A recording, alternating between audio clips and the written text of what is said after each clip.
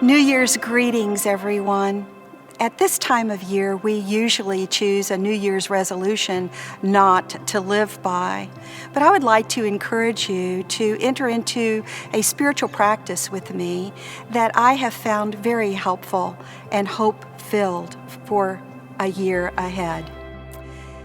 A few years ago, I chose a word to focus my prayer life, my hope for my relationship with God and with others.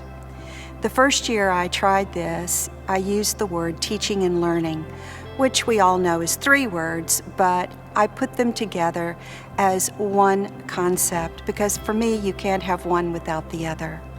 God was teaching me so much about myself, about the rhythms of life, about what it was like to live with an illness.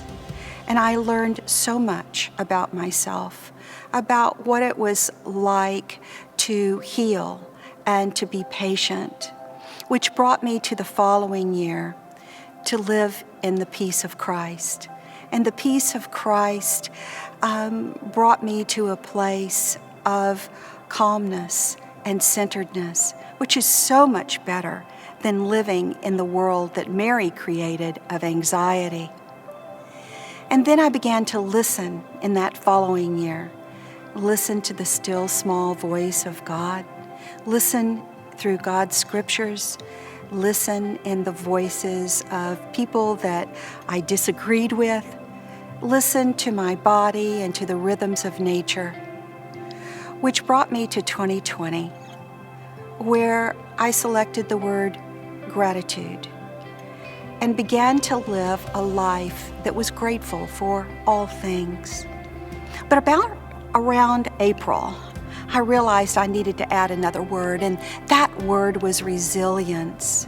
And as I leaned into being more resilient and becoming resilient, I found that it was easier to become grateful and practice gratitude more faithfully.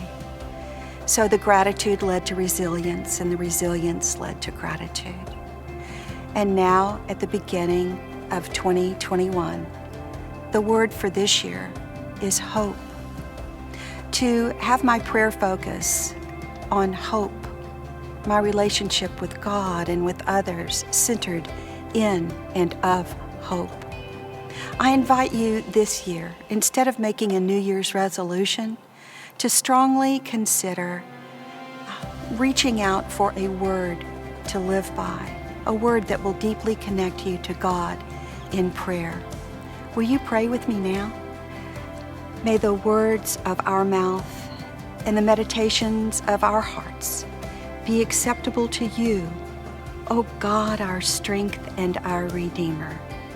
Amen.